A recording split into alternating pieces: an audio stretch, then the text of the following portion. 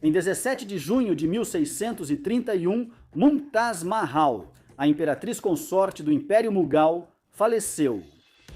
Seu marido, Shah Jahan, governava um poderoso império que se estendia por grande parte do norte da Índia e do atual Paquistão. Após a morte de sua amada esposa, ele colocou os vastos recursos de seu império para trabalhar, construindo um imenso túmulo para honrar sua memória, o Taj Mahal. Quem foi esse poderoso Shah e como ele conseguiu construir esse incrível mausoléu em pouco mais de 20 anos? Esta é a história de Shah Jahan, o construtor do Taj Mahal.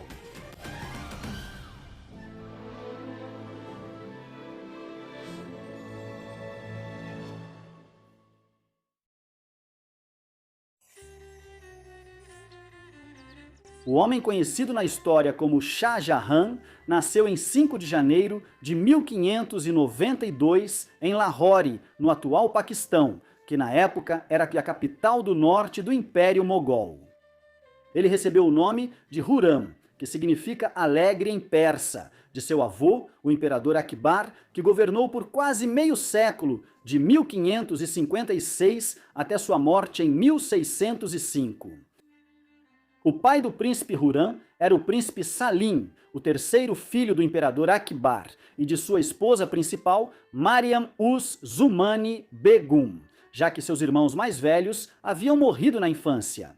Quando Akbar morreu em 1605, Salim assumiu o trono como imperador Jahangir. Embora Jahangir pudesse ser um governante consciencioso e tivesse interesses variados em ciência, religião e filosofia, ele era um personagem imprevisível, propenso à embriaguez e à violência. Os príncipes mogóis tinham várias esposas, e na época do nascimento de Hurram, Salim já tinha 2 filhos, Kursal e Pervez. A mãe do príncipe Khurram, Manavati, Jogati Kosain, era uma princesa hindu de Jodhpur que se casou com o jovem 16 anos em janeiro de 1586, quando ela tinha cerca de 13 anos. Embora tenha recebido o título de Jogat Kosain, ou Santa do Mundo, ela era comumente conhecida na corte como Jodhbai, ou Senhora de Jodhpur. Ela teria 2 filhas e um filho com Salim entre 1590 e 1597, embora ambas as filhas tenham morrido na infância. Sua posição no harém diminuiu no início do século XVII, pois ela foi substituída por outras esposas de Jahangir.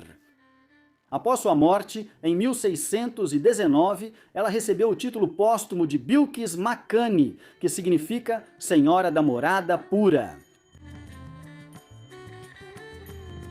Na época do nascimento do príncipe Khurram, sua família já governava o norte da Índia há mais de meio século. O Império Mughal foi fundado em 1526 por seu tataravô, Babur, um príncipe da Ásia Central que reivindicava a descendência, por parte de mãe, de Genghis Khan, e por parte de pai, de Timur. O Koshu, mais conhecido como Tamerlane, foi o governante de um vasto império que se estendia da Síria até o Himalaia, no final do século XIV. Depois de ser expulso de suas terras ancestrais pelos uzbeques, Babur conquistou Cabul, no que hoje é o Afeganistão, em 1504. Com o tempo, ele voltou sua atenção para a Índia e enviou seus exércitos pelo Passo Khyber para tomar o controle do Punjab. Em 1524, ele lançou uma campanha contra o enfraquecido Sultanato de Delhi e lhe deu um golpe fatal na Batalha de Panipat, em 1526. O reino de Babur passou a ser conhecido como Império Mughal, uma corruptela da palavra mongol, e ele continuou a expandir o império até sua morte em 1530. Ele foi sucedido por seu filho, Humayun, que foi deposto em uma rebelião em 1540, mas conseguiu recuperar o trono com apoio persa em 1555. A morte de Humayun no ano seguinte levou à ascensão do jovem Akbar, o primeiro dos grandes imperadores Mughal. Durante seu longo reinado, Akbar consolidou o controle mughal do norte da Índia a partir de Agra, onde transferiu sua capital em 1558 como um local central para governar o império. Embora os governantes mughal fossem eles próprios muçulmanos sunitas, Akbar adotou uma política de tolerância religiosa que incluía diferentes grupos muçulmanos. Assim como outras comunidades religiosas na Índia, incluindo hindus, zoroastristas, sikhs, judeus e católicos, os príncipes mughal frequentemente se casavam com esposas hindus para manter alianças políticas, o que significa que Akbar era o único muçulmano entre os avós de Khurram. Após o nascimento do príncipe Khurram, ele foi tirado de sua mãe e criado por Ruqayya Sultana Begum, uma das consortes sem filhos do imperador Akbar. Lady Ruqayya era dedicada a Karan e o criou como se fosse seu próprio filho.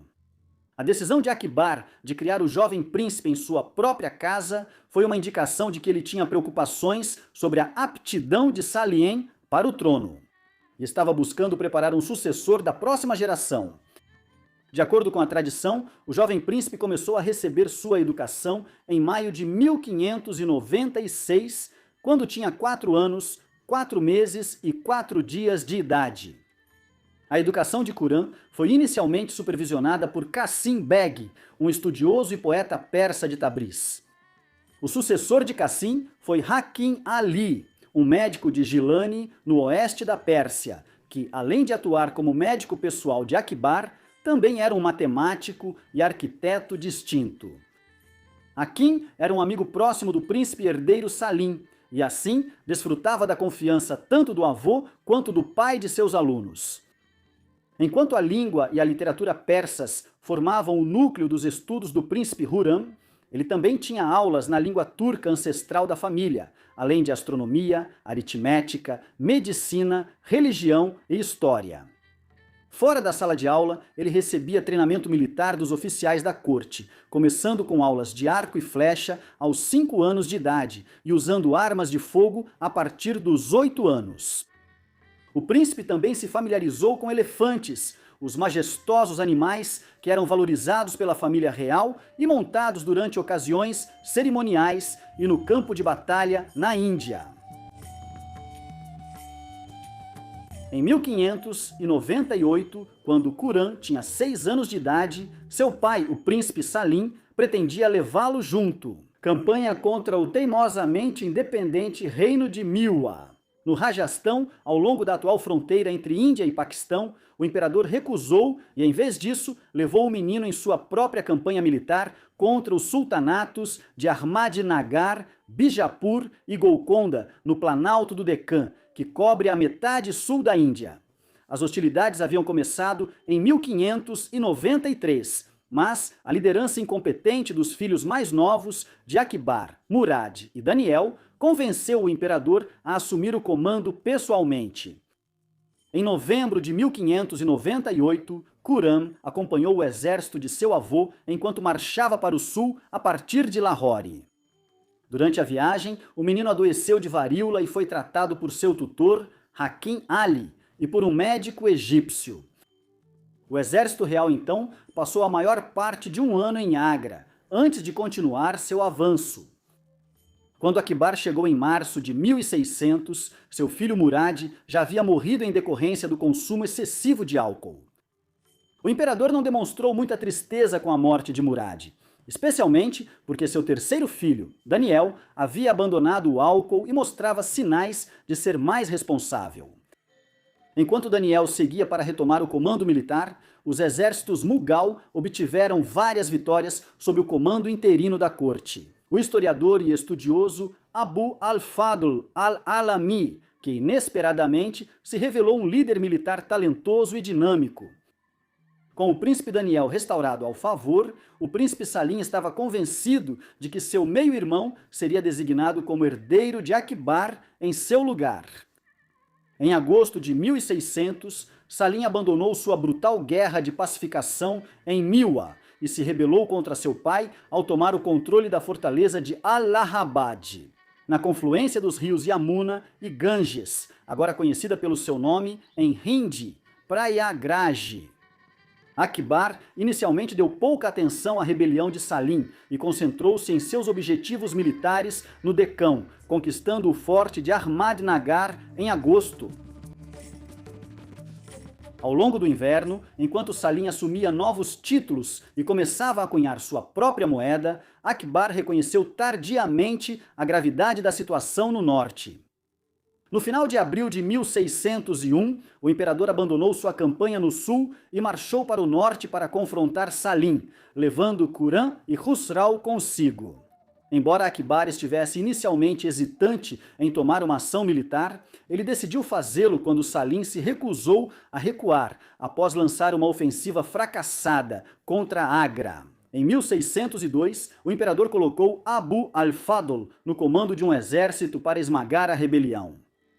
Salim respondeu a essa ameaça ordenando o assassinato de Abu al-Fadl em agosto de 1602.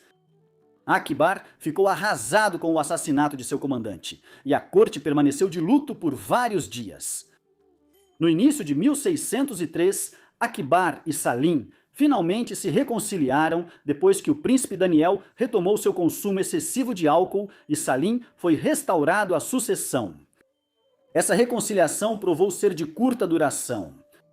Salim rapidamente voltou para Allahabad, mas ele desistiu de sua rebelião no final de 1604 após a morte da mãe de Akbar, Mariam Makkani. As perspectivas dele melhoraram em março de 1605, quando o príncipe Daniel morreu de intoxicação alcoólica aos 32 anos de idade. No entanto, Akbar continuava incerto em relação ao seu filho sobrevivente e considerou passar o trono para o príncipe Khusrau, de 15 anos. Em vez disso, para resolver a questão, ele organizou um duelo entre elefantes dos estábulos de Salim e Khusrau. O príncipe Khurram, de 13 anos, sentou-se ao lado de seu avô na varanda real para assistir à disputa entre os elefantes campeões de seu pai e de seu meio-irmão. O elefante de Salim, Giramba, rapidamente levou vantagem e forçou seu adversário a entrar no rio Yamuna. Em um certo momento durante o evento, Akbar enviou Khurram para a arena para separar os elefantes. Embora o duelo de elefantes já tivesse confirmado a sucessão de Salim, na mente de Akbar, o imperador de 63 anos estava com a saúde debilitada e havia muita intriga política tentando frustrar sua decisão. Durante o verão de 1605, Khurram permaneceu ao lado de seu avô moribundo e foi totalmente leal ao seu pai, de quem dependiam suas próprias perspectivas políticas. Enquanto os apoiadores de Khusrau faziam lobby por sua sucessão entre os cortesãos da elite, Salim entrou sorrateiramente no Palácio Imperial e fez uma demonstração de lealdade a Akbar. Pouco antes de o imperador morrer no final de outubro de 1605, após presidir os ritos fúnebres do imperador morto, Salim subiu ao trono uma semana depois e adotou o nome Jahangir, que significa conquistador do mundo. Os associados próximos de Jahangir, que recentemente haviam se juntado a ele na rebelião em Allahabad, agora foram promovidos a altos cargos. Ansioso para dissipar a imagem de que lhe faltava na habilidade de seu pai, Jahangir emitiu uma série de decretos, com o objetivo de promover o comércio, protegendo comerciantes, melhorar a saúde com novos hospitais e proibir o álcool, além de defender as comunidades rurais contra grandes proprietários de terras. Ele garantiu o apoio dos cortesãos fiéis de Akbar, promovendo-os e aumentando seus salários, incluindo alguns que haviam defendido a sucessão de Khusrau. No entanto, apesar de seus esforços para proibir a produção e distribuição de álcool, o imperador continuou a beber em excesso. Isso o tornava propenso a mudanças de humor e julgamentos arbitrários, mesmo enquanto se esforçava para parecer um dispensador imparcial de justiça ao instalar uma corrente física de justiça feita de ouro e sinos, que ia da Câmara de Audiência Imperial até o pátio abaixo. Em teoria, qualquer pessoa que puxasse a corrente poderia comunicar suas queixas diretamente ao imperador. Mas, na realidade, apenas oficiais de alta patente podiam ter acesso ao pátio real. Após a ascensão de seu pai, o príncipe Hurram continuou sua educação e ampliou seus estudos em disciplinas como filosofia, arte, religião e guerra. O príncipe Khusrau, por outro lado, foi mantido sob rigorosa supervisão, praticamente em cativeiro, embora já tivesse perdido grande parte de seu apoio político. No início de abril de 1606, Khusrau decidiu se rebelar contra seu pai e fugiu do forte de Agra, indo em direção a Lahore, onde esperava estabelecer sua base. Embora tenha conseguido apoio, ao longo do caminho, Khusrau encontrou os portões de Lahore fechados para ele e cercou a cidade. Jahangir respondeu prontamente, enviando um exército que percorreu as 440 milhas até Lahore em 17 dias. O imperador seguiu seu vasto exército e deixou o jovem Hurram como regente em Agra. No final de abril de 1606, o exército imperial derrotou decisivamente o príncipe rebelde, que logo caiu em cativeiro. Khusrau foi forçado a testemunhar as execuções brutais de seus generais e associados, antes de ter os olhos costurados e ser enviado para uma cela de prisão sem janelas, um destino agonizante, mas teoricamente reversível. Após a derrota da rebelião, o jovem Hurram, de 14 anos, cavalgou até a cidade onde nasceu para se juntar ao seu pai. A família imperial permaneceu em Lahore durante o inverno, período em que Jahangir considerou qual dos seus 2 filhos restantes deveria ser seu herdeiro.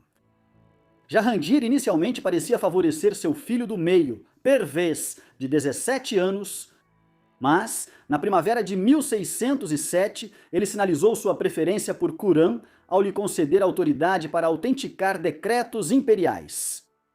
Khurram também recebeu o posto de corte de 8.000, que vinha com a obrigação de financiar 8.000 soldados de infantaria para o exército.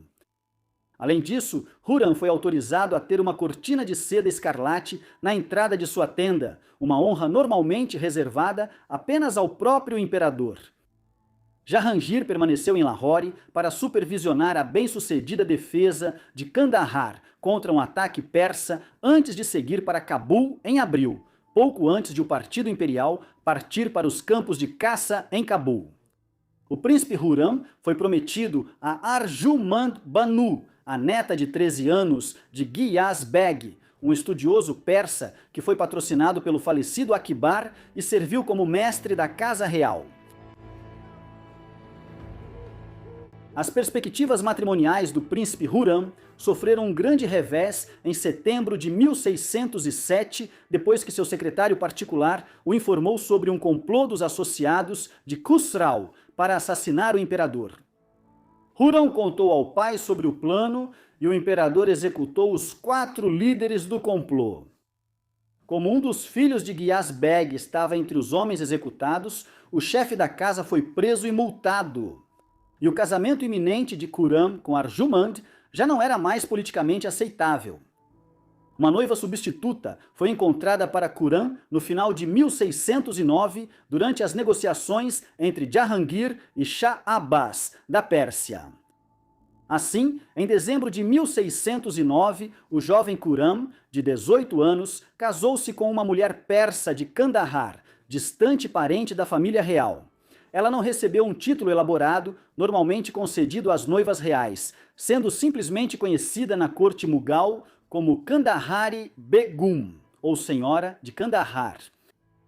Embora o casamento tenha elevado o status de Khurram na corte, ele ficou desapontado com a nomeação de seu meio-irmão, Pervez, como comandante-chefe do exército no Decão, um cargo que Khurram esperava receber.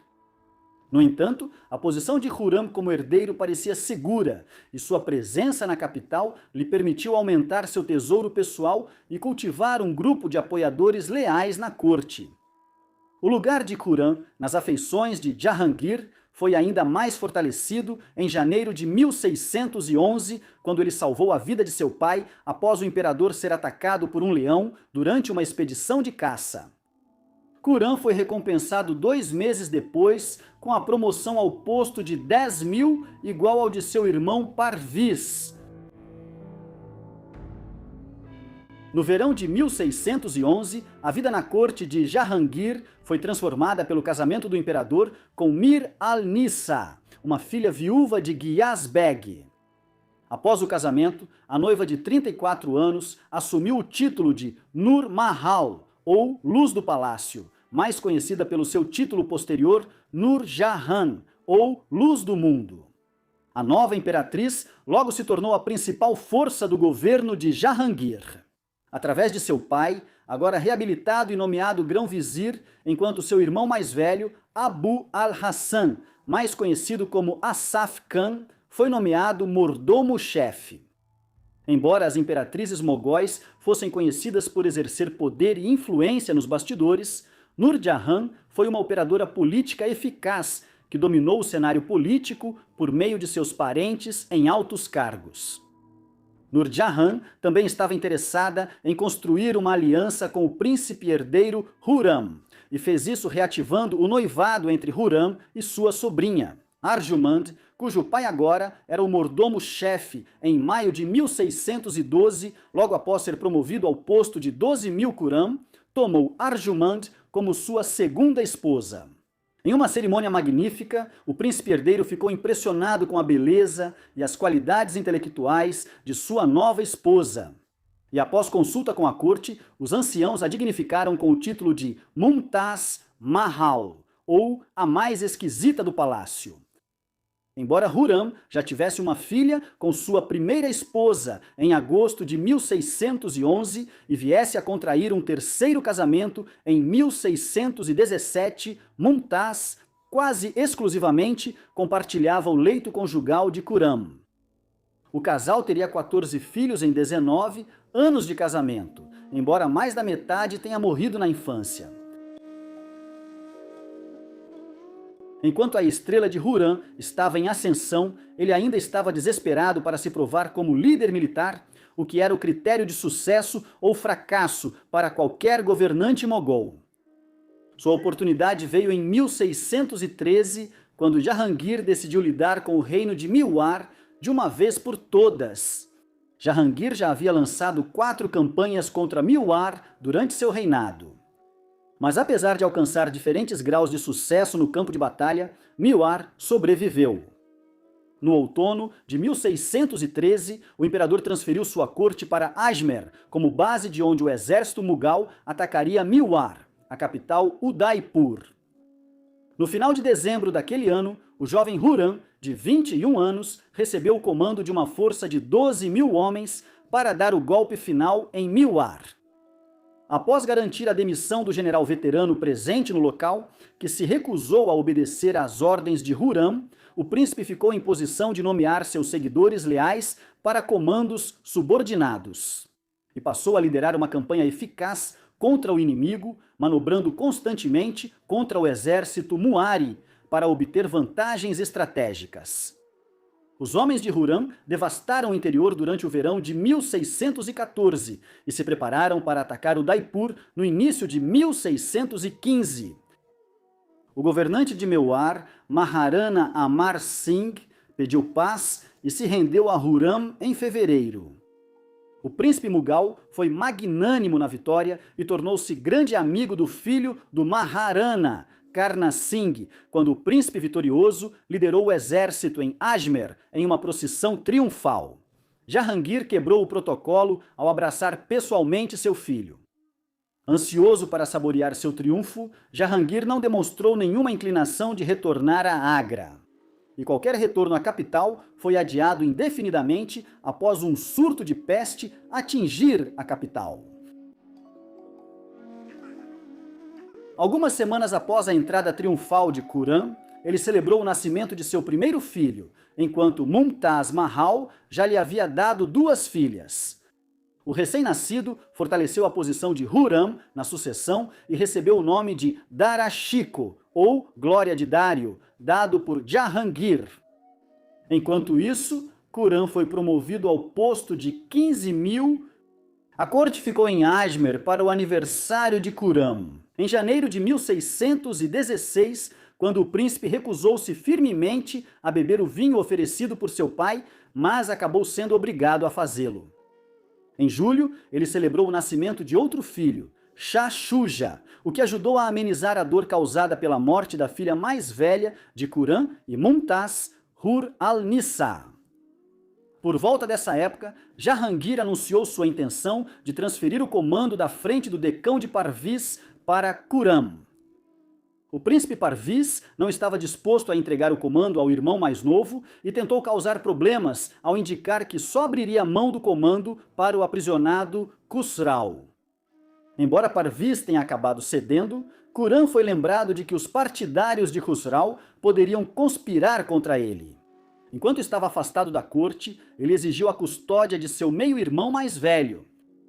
Embora relutante em entregar seu prisioneiro, Jahangir cedeu à pressão de Nur Jahan e o sogro de Khurram, o mordomo-chefe Asaf Khan, assumiu a responsabilidade por Khusrau. Quando Khurram se preparava para partir, em novembro de 1615, Jahangir concedeu ao filho o título persa de Shah, ou rei, de modo que o príncipe passou a ser conhecido como Shah Sultan Khurram. Embora fosse uma elevação no status de Khurram, isso foi deliberadamente planejado como um desdém ao Shah Abbas da Pérsia, indicando que ele era apenas igual a um príncipe herdeiro mogol. A tarefa do príncipe Khurram, no sul, foi facilitada depois que um exército mogol sob o comando de Shahnawaz Khan derrotou o governante de fato de Ahmadnagar, Malik Ambar, em fevereiro de 1616. No entanto, os aliados de Ambar do vizinho Bijapur ajudaram a derrotar muitas guarnições mogóis. Após sua chegada no início de 1617, Khurram iniciou negociações com Bijapur, o que lhe permitiu recapturar o forte de Ahmadnagar em julho e forçar Ambar a se submeter ao domínio mogol. Após sua vitória, em setembro de 1617, Shah Khurram casou-se com sua terceira esposa, Ayes, Al-Nisir Begum, filha de Shahnawaz Khan Khurram. Em seguida, liderou 25 mil cavaleiros em uma marcha triunfal até a corte de seu pai, agora sediada em Mandu, no que hoje é Madhya Pradesh. Ao chegar em outubro, foi mais uma vez recebido de braços abertos por seu pai e promovido ao 30.000 Nisa Shaprustop. Durante a cerimônia, Khurram também recebeu o título pelo qual é mais conhecido na história, Shah Jahan, que essencialmente significa Rei do Mundo, um título grandioso. Jahangir também concedeu ao filho a província de Gujarat como seu próprio feudo, e no início de 1618, pai e filho fizeram uma longa viagem pela rica província. No verão, o imperador decidiu retornar com a corte para Agra. Mas durante a viagem, tanto Jahangir quanto Shah Jahan contraíram a peste e tiveram sorte de sobreviver. Não muito tempo depois de sua recuperação, Mumtaz Mahal deu à luz um terceiro filho, a quem Jahangir deu o nome de Aurangzeb, ou adornador do trono. Por vários anos, o status de Shah Jahan como filho favorito e sucessor de seu pai era indiscutível, mas as relações começaram a se deteriorar em 1619. Um cometa em janeiro foi responsabilizado por uma série de infortúnios, incluindo a morte da mãe de Shah Jahan, Jagat Hussain, e um novo surto de peste. Sem o conhecimento de Shah Jahan, seu sogro, Asaf Khan, havia conspirado sem sucesso contra ele durante a campanha do Decão. Ao tentar arranjar o casamento do príncipe Khusrau e Ladli Begum, uma das filhas de Nur Jahan, de seu primeiro casamento. A tentativa falhou quando o leal Khusrau recusou-se a abandonar sua esposa. Mas as maquinações de Asaf Khan continuaram nos bastidores. Como chefe do palácio, ele desfrutava da confiança do imperador, sendo um de seus conselheiros mais confiáveis. Apesar do relacionamento tenso entre os dois homens, quando chegou a notícia de que Malik Ambar havia pegado em armas. Com 60.000 cavaleiros, Shah Jahan foi nomeado para comandar a força expedicionária Mughal em janeiro de 1621. Com mais de 80.000 cavaleiros e infantaria à sua disposição, Shah Jahan chegou a Burhanpur em abril. Lá, ele dividiu suas forças em 5 divisões, lideradas por oficiais de confiança, e lançou uma campanha eficaz para cercar as forças de Malik Ambar. Após forçar Ambar a recuar, os mogóis saquearam sua base em Kadak e impuseram condições de paz punitivas aos príncipes e estados do Decão. Embora Jahangir tenha ficado encantado com o sucesso militar, o presente de um único rubi empalideceu em comparação com as recompensas luxuosas que haviam seguido as vitórias anteriores de Shah Jahan. O Shah Jahan, de 30 anos consequentemente, sentiu que seus inimigos na corte estavam conspirando contra ele durante sua ausência. Segundo relatos deixados por seus apoiadores, Nur Jahan estava ansiosa quanto ao seu destino após a morte de Jahangir e agiu contra Shah Jahan ao se voltar para o príncipe Sharia, de 16 anos, o filho mais novo de Jahangir. Enquanto Shah Jahan estava fora em campanha, o adolescente foi promovido ao posto de 8.000 e se casou com Ladli Begum. Como resultado de tudo isso, Shah Jahan reconheceu que havia chegado a hora de agir contra seus meio-irmãos. Pouco antes de sua partida para o Decão, Jahangir concordou em transferir o príncipe Khusrau para a custódia de Shah Jahan, uma decisão que pode ter sido planejada por Nur Jahan, agora que Khusrau era considerado excedente às necessidades. Em fevereiro de 1622, Shah Jahan organizou o assassinato de seu meio-irmão mais velho. Apesar do esforço pouco convincente para sugerir suicídio, o assassinato de Khusrau foi amplamente condenado em todo o império. Com a Sharia em ascensão, as perspectivas de Shah Jahan diminuíram ainda mais depois que Nur Jahan herdou a vasta propriedade de seu falecido pai, Ghiyas Beg, permitindo que ela subornasse cortesãos influentes para apoiar suas ambições. Enquanto Shah Jahan estava em Burhanpur, o Shah da Pérsia aproveitou para reafirmar sua reivindicação sobre Kandahar e marchou para a cidade. Jahangir ficou chocado e convocou urgentemente Shah Jahan para marchar ao norte e socorrer a cidade. Este último iniciou a marcha ao norte, mas logo parou em Mandu, em abril. Após considerar a dinâmica na corte, ele temia que as hostilidades com os persas prejudicassem seus esforços para lidar com a ameaça do príncipe Sharia. Portanto, ele passou a pedir ao governo do Punjab uma exigência impertinente que enfureceu Jahangir. Quando seu pedido foi recusado, Shah Jahan enviou uma força armada contra o feudo de Sharia em Dolpur. Jahangir respondeu promovendo Shahriar ao posto de 12.000, destituindo Shah Jahan de seus governos provinciais e nomeando Shahriar como comandante do exército. Durante a campanha de Kandahar, com a corte mughal em turbulência, os defensores de Kandahar sucumbiram às forças persas em junho de 1622. Enquanto isso, Shah Jahan marchou contra Agra, saqueando a cidade ao redor, mas não conseguiu capturar a fortaleza. Jahangir enviou um exército sob o comando de seu capanga, Mahabat Khan, apelidado de Mestre do Terror, que encontrou o exército de Shah Jahan perto de Delhi em março de 1623.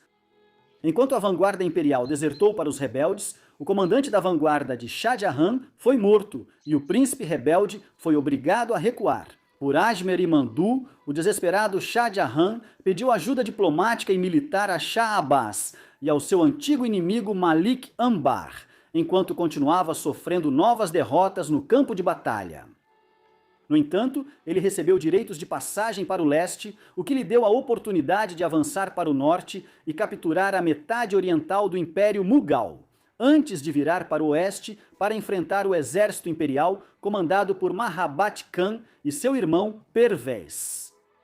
Assim, o Império Mughal mergulhou em uma guerra civil total no início até meados da década de 1620 por causa da possível sucessão de Shah Jahan. Após conquistar Orissa, no leste da Índia, no final de 1623, Shah Jahan avançou para o norte, entrou em Bengala e garantiu a posse em abril de 1624. É um sinal de quão vasto era o Império Mughal o fato de que o conflito se estendia do Afeganistão, no norte até o Planalto do Deccan, no sul, e do Paquistão, no oeste, até Bengala, no leste. Durante o verão, uma série de nobres provincianos apoiou o príncipe rebelde antes que as forças de Shah Jahan enfrentassem as de seu pai perto de Allahabad. Durante o confronto que se seguiu, o exército de Shah Jahan foi decisivamente derrotado, e o príncipe rebelde teve sorte de escapar com vida, após seu cavalo ser morto por uma flecha.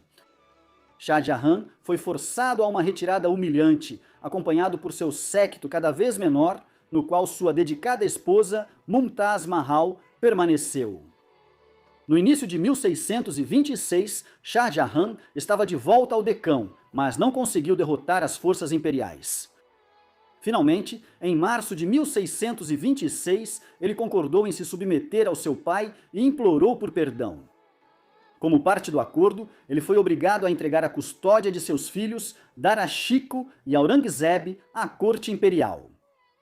Parecia que nada mais restava no caminho das ambições de Nur Jahan para si a sucessão de Sharia. No entanto, o comando normal do exército pelo príncipe Pervez, que reprimiu a rebelião de Shah Jahan, elevou seu prestígio na corte. Enquanto os apoiadores do falecido príncipe Khusrau defendiam a causa de seu jovem filho, Dawar Bakhsh Bulaki, os esforços de Nur Jahan para agir contra o príncipe Pervez, rebaixando Mahabat Khan, obrigaram este último a iniciar um motim. No final de março, Mahabat Khan lançou um golpe e capturou Jahangir, Sharia e Nur Jahan. Apesar desse sucesso, Mahabat não queria que nenhum mal acontecesse ao imperador. Em outubro, o status quo foi restaurado e Shah Jahan pôde novamente começar a construir sua base de apoio.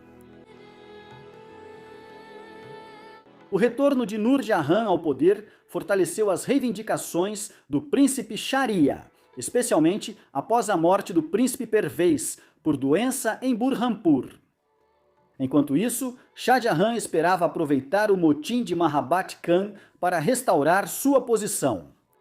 Mas seus esforços para garantir o apoio dos principados hindus do Rajastão não deram em nada, e ele foi forçado a retornar ao sul. Shah Jahan permaneceu em um exílio ignominioso em Ahmadnagar durante todo o ano de 1627, enquanto a saúde de Jahangir piorava. O imperador morreu na Caxemira em 28 de outubro de 1627, aos 58 anos de idade. A caminho de Cabul para Lahore, ele deixou claro quem acreditava que deveria sucedê-lo. Mas Nur Jahan estava em posição privilegiada para colocar seus planos em prática nesse momento. Shah Jahan recebeu uma ajuda inesperada e espontânea de seu sogro, Asaf Khan, que havia ficado ressentido por ter sido afastado do governo após o caso Mahabat Khan, e pelo fato de ter sido negada a ele uma parte da herança de seu falecido pai. Asaf Khan reconheceu que, se conseguisse abrir caminho para Shah Jahan ao trono, este lhe seria profundamente grato. Assim, no dia da morte de Jahangir, Asaf Khan enviou uma mensagem para Shah Jahan, informando-o da morte de Jahangir e convocando-o para Agra. Enquanto isso, ele interceptou o cortejo fúnebre de Jahangir e prendeu sua irmã, Nur Jahan, antes de organizar apressadamente a coroação do jovem Dawar Bakhsh Bulaki, de 16 anos, como o quinto imperador Mughal. Alegando que esse era o desejo de Jahangir naquele momento, o príncipe Sharia havia ido a Lahore para buscar tratamento para várias doenças. Mas Nur Jahan enviou uma mensagem para ele tomar posse do tesouro imperial na cidade e levantar um exército para disputar a sucessão. Em seus esforços para evitar recrutar qualquer oficial com ligações a Asaf Khan, Sharia reuniu uma força inexperiente de 15 mil homens que foi esmagada em batalha pelos 10 mil veteranos de Asaf Khan. Nos arredores de Lahore, em meados de novembro de 1627, no dia seguinte, a coroação de Dawa Baksha como imperador foi confirmada. O reinado do jovem imperador, que recebeu o título adicional de Shir Shah, ou Rei Tigre, seria de curta duração e Asaf Khan já estava preparando sua queda. Quando Shah Jahan recebeu a notícia da morte de seu pai, ele iniciou sua jornada em direção a Agra. Em poucos dias, ele foi escoltado por uma força armada liderada por Mahabat Khan, que havia se juntado a ele no sul. Após sua rebelião fracassada no caminho, Shah Jahan recebeu a submissão dos governantes provinciais, que haviam acabado de reconhecer Dawar Baksh como imperador. Mesmo antes de chegar a Agra, Shah Jahan já começou a emitir decretos imperiais e a demitir e nomear governadores provinciais. No início de janeiro, ele enviou instruções para Azaf Khan matar Dawar Baksh. O portador da mensagem não era outro senão Reza Ghulam Bahadur, o mesmo homem que havia cumprido as instruções de Shah Jahan para matar o príncipe Khusrau. 6 anos antes, quando o arauto da morte para o rei Tigre chegou a Lahore no final de janeiro de 1628, o jovem imperador foi preso e Shah Jahan foi proclamado imperador em seu lugar. Alguns dias depois, Dawar Baksh foi decapitado, junto com o príncipe Sharia e vários outros príncipes rivais. No mesmo dia, Shah Jahan entrou em Agra com uma recepção suntuosa, embora os astrólogos da corte o aconselhassem a esperar 12 dias para entrar no forte. Em 14 de fevereiro de 1628, Shah Jahan, de 36 anos, foi coroado imperador e recebeu uma série de títulos adicionais para acrescentar ao seu nome. Poetas e historiadores da corte rapidamente começaram a trabalhar, compondo hinos de louvor em homenagem ao novo imperador. Shah Jahan continuou recompensando seus apoiadores e associados ao promover Azaf Khan a honra dos 8.000 e confirmar Mahabat Khan como comandante-chefe de suas forças. Azaf Khan recebeu ainda maiores honrarias quando chegou a Agra em março. Com os príncipes imperiais Darashiko, Shah Shuja e Aurangzeb, que correram para abraçar seus pais, o imperador nomeou seu sogro como ministro-chefe e o promoveu para 9.000 Doinsim.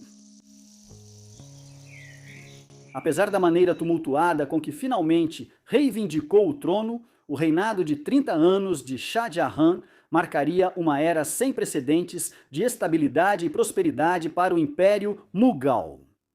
Tendo passado vários anos em rebelião contra Jahangir, Shah Jahan não viu motivo para manter os indicados de Jahangir em seus cargos e iniciou uma grande reforma na administração do Estado. A ascensão de Shah Jahan marcou uma grande mudança na política religiosa do Império. Apesar de seu apreço pela memória de seu avô e de suas amizades próximas com governantes hindus, como Karna Singh de Mewar, Shah Jahan se afastou da política de tolerância universal de Akbar e promoveu o Islã ortodoxo. Sua nova cunhagem apresentava os nomes de Alá e dos 4 califas que sucederam o profeta Maomé. Ele proibiu a prática tradicional da prostração e promoveu os feriados muçulmanos. 10 anos após o início de seu reinado, ele substituiria o calendário zodiacal pelo calendário islâmico. Em mais um afastamento da tradição da Ásia Central, e em reconhecimento aos danos causados pelas lutas internas pelo poder. Na família imperial, Shah Jahan afirmou a doutrina da primogenitura masculina e preparou seu filho mais velho, Daraksiko, como seu herdeiro. No entanto, era impossível para a corte abandonar celebrações tradicionais importantes, como o Festival de Nauruz, uma celebração persa no final de março que marca o equinócio da primavera. Shah Jahan e sua família estavam no centro de todas as grandes ocasiões da corte, e o imperador estava ansioso para sinalizar o fim da influência de Nur Jahan.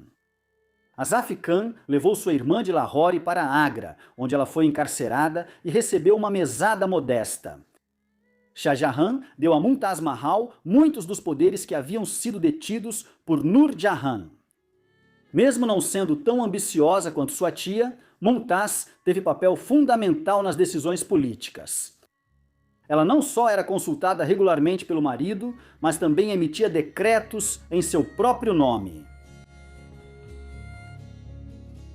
Embora Shah Jahan tenha subido ao trono com a intenção de aproveitar a vida ao lado de sua família reunida, e para iniciar grandes projetos de construção e infraestrutura por todo o império, ele teve que enfrentar vários desafios militares no início de seu reinado.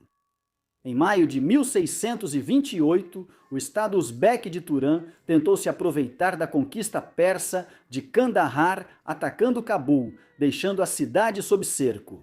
Shah Jahan respondeu enviando uma força de 20.000 homens sob o comando de Mahabat Khan. Antes da chegada desses reforços, Lashkar Khan, o novo governador de Cabul, rompeu as linhas de cerco uzbeques e entrou na cidade em triunfo em setembro. Pouco tempo depois, Shah Jahan enfrentou duas grandes rebeliões dentro de seu império. A primeira, no território de Bundelkhand, no centro da Índia, foi reprimida durante o inverno de 1628 por 3 exércitos mogóis. O líder de um desses exércitos, Khan Jahan Lodi, o governador do Decão, logo iniciou sua própria rebelião, com apoio de Ahmadnagar. Ele serviu brevemente como comandante-chefe sob o governo de Jahangir, enquanto Mahabad Khan estava em desgraça e ressentia-se de ter sido nomeado para um posto tão distante. Em Burhanpur, o imperador respondeu rapidamente e enviou uma força de 50.000 homens e cavalos para esmagar a rebelião. Shah Jahan veio logo atrás, chegando a Burhanpur em março de 1630. Os rebeldes recorreram à tática de terra arrasada para privar o exército invasor mughal de quaisquer recursos e assim fazê-los passar fome, obrigando os generais mughal a requisitar mantimentos à força. Com o passar do ano, Shah Jahan decidiu nomear seu sogro, Asaf Khan, como comandante-chefe da Força do Sul. Isso motivou o comandante em exercício, Azam Khan, a agir e uma série de ataques implacáveis forçou Khan Jahan a fugir. Após outra derrota devastadora, em janeiro de 1631, o rebelde fugiu para o norte e foi emboscado e morto perto de Al-Ahabad, no início de fevereiro. Tudo o que restava era para Azaf Khan punir as forças remanescentes do Decão que haviam se aliado ao rebelde. Mal a paz foi restaurada ao império, Shah Jahan sofreu uma amarga tragédia pessoal. Isso levou à construção de uma das mais magníficas maravilhas arquitetônicas do mundo, um monumento ao amor e devoção de Shah Jahan por sua amada esposa. A corte ainda estava em Burhanpur em junho de 1631, quando Mumtaz Mahal, de 40 anos, entrou em trabalho de parto, estando apenas no 7º mês de gravidez. O imperador estava jogando xadrez com sua filha mais velha sobrevivente, Jahanara, quando esta foi urgentemente chamada ao leito de sua mãe.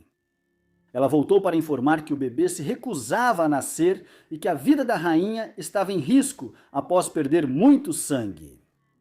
Quando o imperador e sua filha correram para o leito de Mumtaz, juntaram-se aos médicos e parteiras, que freneticamente ofereciam vários remédios para aliviar sua condição, enquanto cortesãos mais religiosos rezavam por uma intervenção divina.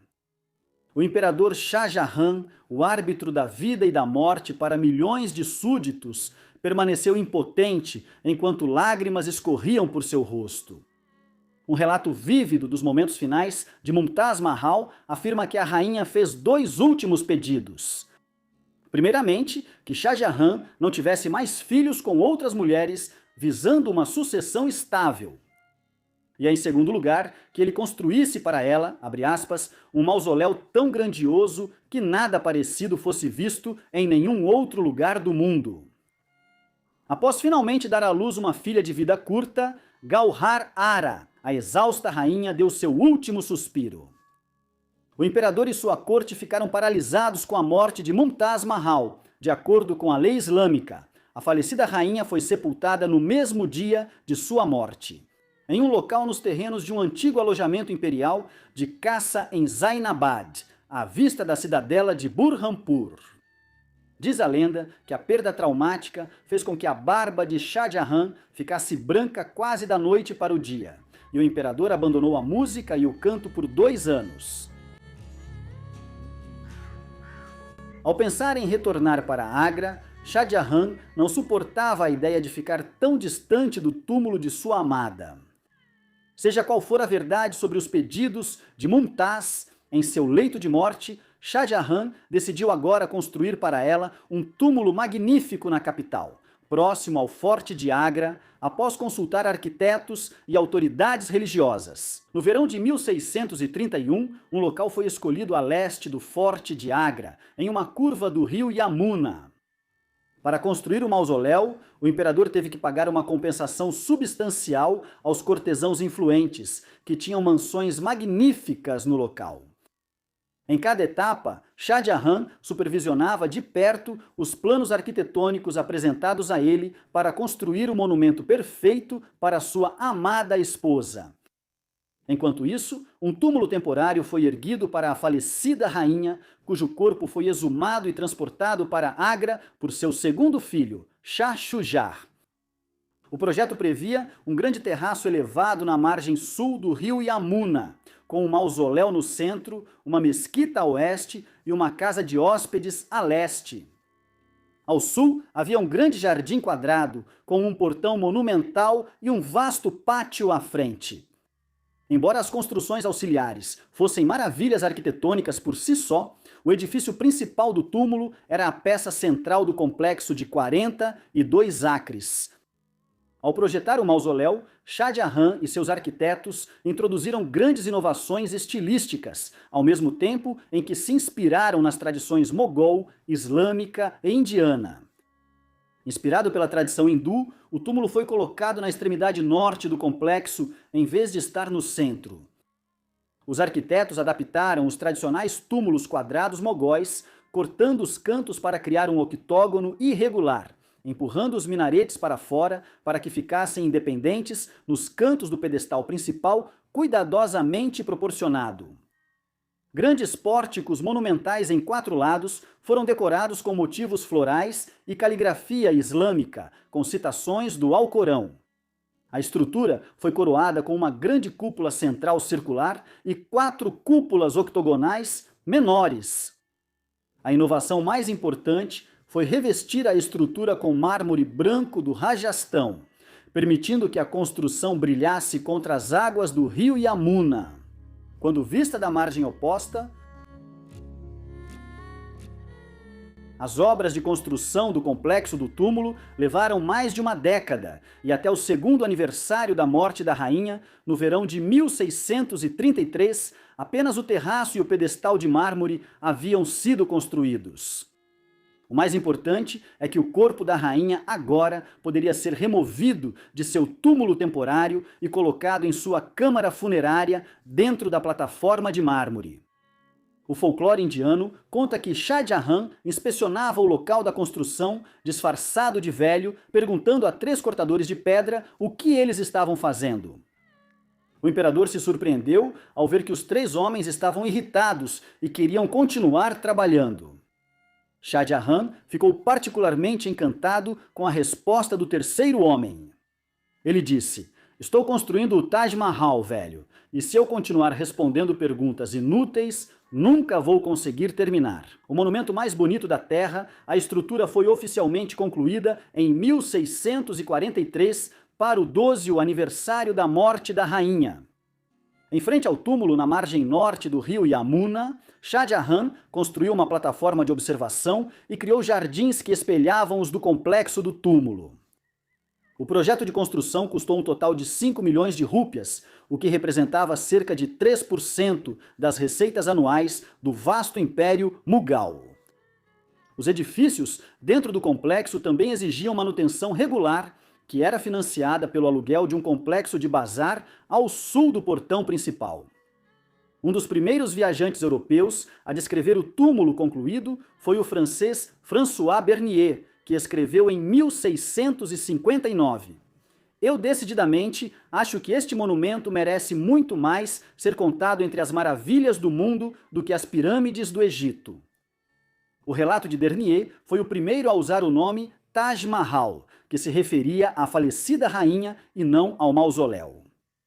Isso sugere que o nome comum do mausoléu pode ter sido uma forma corrompida do nome Mumtaz Mahal.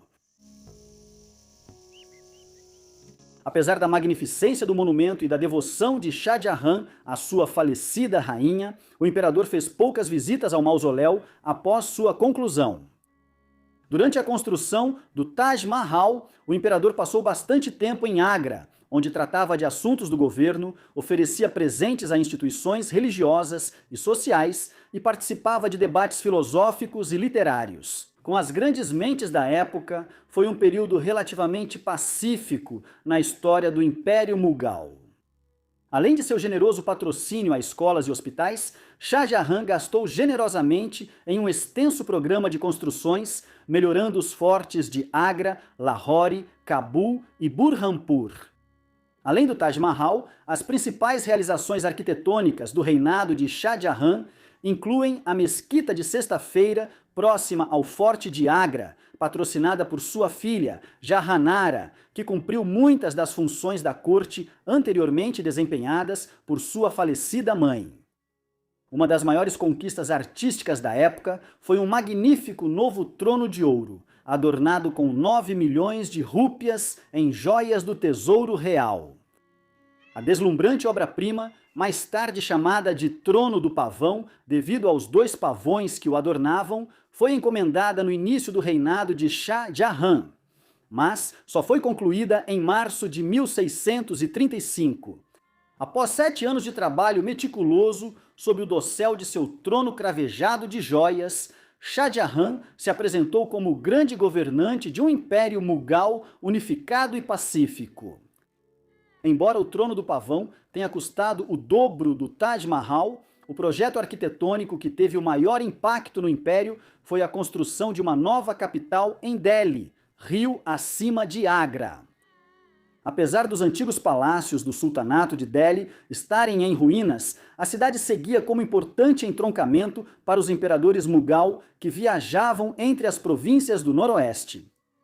As obras de construção de uma nova cidade chamada Shah Jahanabad, em homenagem ao imperador, começaram em abril de 1639. Em 1648, um amplo complexo de fortificações às margens do rio Yamuna, conhecido como Forte Vermelho, foi concluído.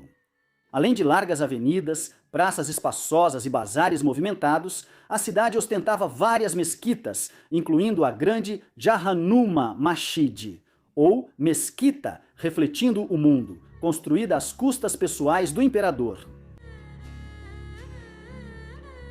Os esforços de Shah Jahan para projetar a riqueza e o poder do Estado Mughal também se estenderam a campanhas militares contra inimigos externos. Os 3 estados do Decão continuavam sendo uma fonte constante de irritação, e quando o idoso Mahabat Khan morreu no final de 1634, Shah Jahan assumiu pessoalmente o comando do Exército do Sul e decidiu subjugar os 3 estados de Ahmadnagar, Bijapur e Golconda. Enquanto Golconda rapidamente capitulou, Bijapur resistiu por vários anos antes de assinar um tratado de paz em maio de 1636. Após esses sucessos, o imperador nomeou seu filho de 18 anos, Aurangzeb, como governador do Decão. Com o sul seguro, Shah Jahan voltou sua atenção para o noroeste. Ele estava desesperado para capturar Kandahar e, em 1636, enviou um emissário à Pérsia para coletar informações sobre suas capacidades militares. 2 anos depois, Kandahar caiu no colo de Shah Jahan sem derramamento de sangue, quando seu veterano governador desertou para os mogóis após reclamar de maus tratos pelo filho e sucessor do falecido Shah Abbas, Shah Safi. Antecipando os esforços persas para recapturar a cidade, Shah Jahan enviou reforços para Kandahar. O aumento das forças mogóis na fronteira noroeste encorajou Shah Jahan a lançar campanhas para reconquistar algumas das terras ancestrais de sua família na Ásia Central. Desde os tempos do Império Timúrida de Tamerlã, embora o filho mais novo do imperador, Murad Baksh, tenha capturado a antiga cidade de Balkh em 1646, ele encerrou a campanha prematuramente e retornou a Cabul, permitindo que o governante de Balkh retomasse a cidade. Neste momento, Shah Jahan recorreu a Aurangzeb, o mais eficaz líder militar entre seus filhos. Aurangzeb havia se saído bem durante seus 8 anos como governador do Deccan. Mas suas habilidades administrativas e militares na fronteira sul despertaram o ciúme do príncipe herdeiro Dara Shikoh, que tentou impedir que Aurangzeb recebesse os suprimentos necessários para cumprir suas funções. Isso levou Aurangzeb a renunciar ao cargo de governador em 1644, quando retornou a Agra. E ele permaneceu em certa desgraça até que sua irmã, Jahanara, intercedeu a seu favor e garantiu para ele o governo de Gujarat. Aurangzeb obteve alguns sucessos modestos após assumir o comando dos exércitos do norte em 1647. Mas a sorte dos mogóis foi mais uma vez prejudicada pela rivalidade entre os príncipes imperiais em meio às disputas internas dos mogóis. Os persas conseguiram reconquistar Kandahar em fevereiro de 1649. Após Aurangzeb fracassar em reconquistar a cidade, Shah Jahan nomeou Dara Shikoh para liderar 60.000 soldados de infantaria e 40.000 de cavalaria para retomar Kandahar. O príncipe herdeiro, um estudioso religioso de certa reputação que promovia uma versão liberal do Islã, estava completamente fora de sua área durante a campanha e liderou 3 ataques mal-sucedidos contra a fortaleza.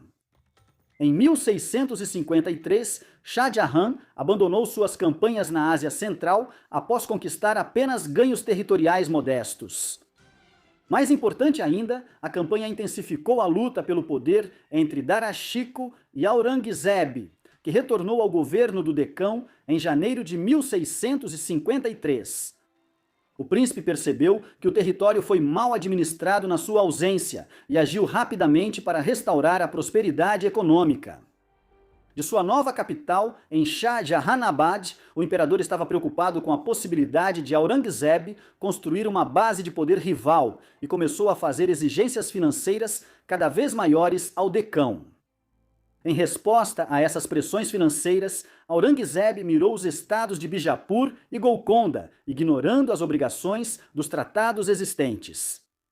Em janeiro de 1656, um exército mogol comandado pelo filho de Aurangzeb, Muhammad Sultão, capturou Bagnagar, atualmente Hyderabad, e avançou para sitiar o forte de Golconda. No entanto, Aurangzeb logo recebeu instruções da corte para se retirar de Golconda e restaurar o sultão local. Quando Aurangzeb ignorou os pedidos de moderação de seu pai, ao conduzir uma campanha brutal, Shah Jahan reconheceu que seu filho ambicioso precisava ser colocado em seu devido lugar. Antes que Shah Jahan tivesse a oportunidade de dispensar Aurangzeb do Decão, ele adoeceu gravemente em setembro de 1657. Sua lenta recuperação e ausência da corte inspiraram rumores de que ele havia morrido, que rapidamente chegaram aos seus 3 filhos mais novos, Shah Shuja, em Bengala, Aurangzeb, no Decão, e Murad Baksh, em Gujarat.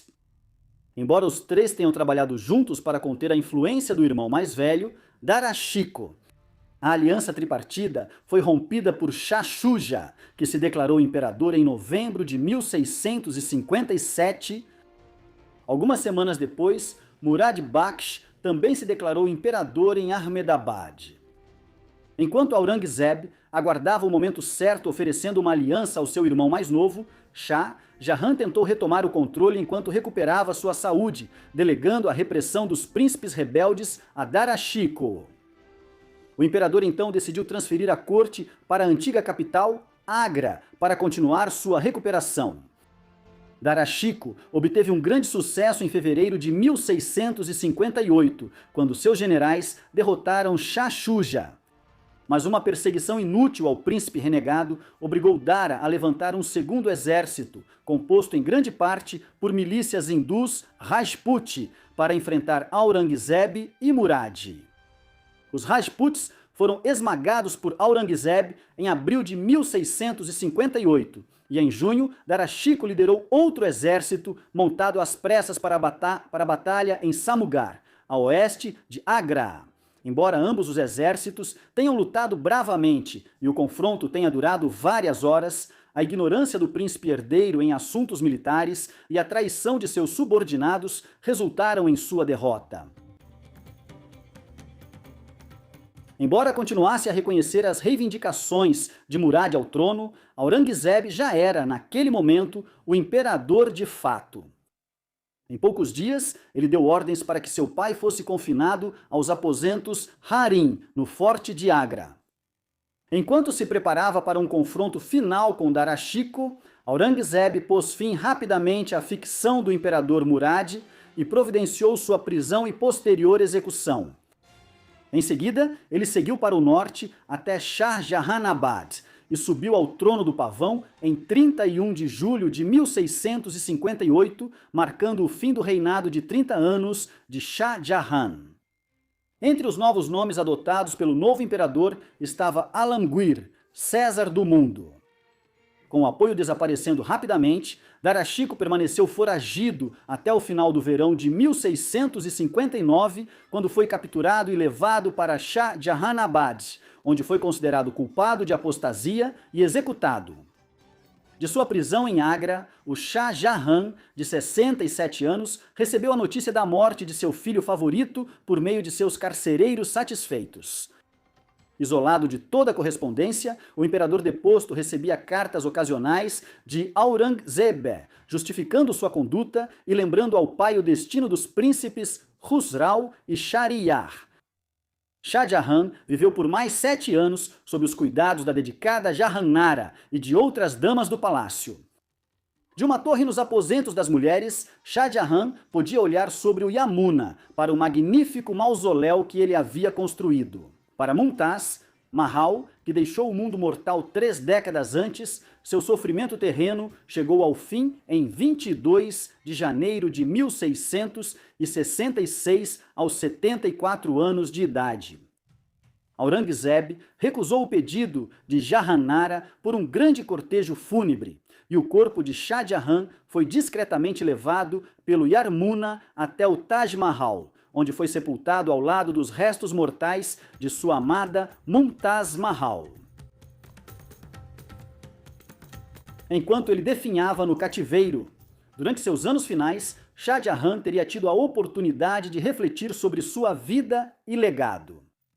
Favorito de seu avô, Akbar, o príncipe Khurram teve sucessos militares em Mewar e no Deccan durante o reinado de seu pai, o que o estabeleceu como o sucessor preferido de Jahangir. As intrigas de Nur Jahan na década de 1620 provocaram Shah Jahan a se rebelar. Ele permaneceu no ostracismo político após a morte de seu pai, até ser catapultado ao trono pela intervenção inesperada de seu sogro, Azaf Khan. Tendo se tornado imperador ao eliminar 2 irmãos e um sobrinho, as esperanças de tranquilidade doméstica de Shah Jahan foram amargamente destruídas pela morte de Mumtaz Mahal. 3 anos após o início de seu reinado, ele expressou seu luto construindo um dos túmulos mais magníficos que o mundo já viu, uma das várias maravilhas arquitetônicas que adornaram o Império Mogol durante o reinado de Shah Jahan. Ele também foi responsável pela construção do Forte Vermelho e de outros imensos edifícios mogóis. Ele tentou trazer paz ao Império Mogol, mas no final fracassou nessa última empreitada. As divisões, governantes de fronteira e disputas internas familiares levaram a guerras. Com o tempo, os sucessos militares de Shah Jahan no Deccan não compensaram a perda permanente de Kandahar. Enquanto seus esforços para garantir a sucessão para seu filho mais velho, Dara Shikoh, despertaram o ciúme de seus filhos mais novos e precipitaram uma amarga luta pelo poder que levou à sua deposição e prisão pelas mãos de Aurangzeb. Embora fosse um governante capaz, ele passou seus últimos anos efetivamente deposto e em cativeiro. Seus projetos de construção, no entanto, o destacam como um dos maiores governantes do Império Mughal. O que você acha de Shah Jahan? Ele deveria ser celebrado como um patrono das artes e da cultura que deu à Índia e ao mundo alguns dos mais belos monumentos arquitetônicos conhecidos pela história, sendo os mais famosos o Taj Mahal e o Forte Vermelho.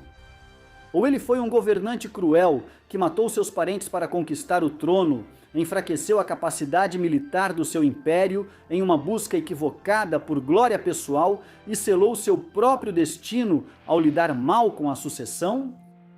Por favor, deixe sua opinião na seção de comentários e, enquanto isso, muito obrigado por assistir.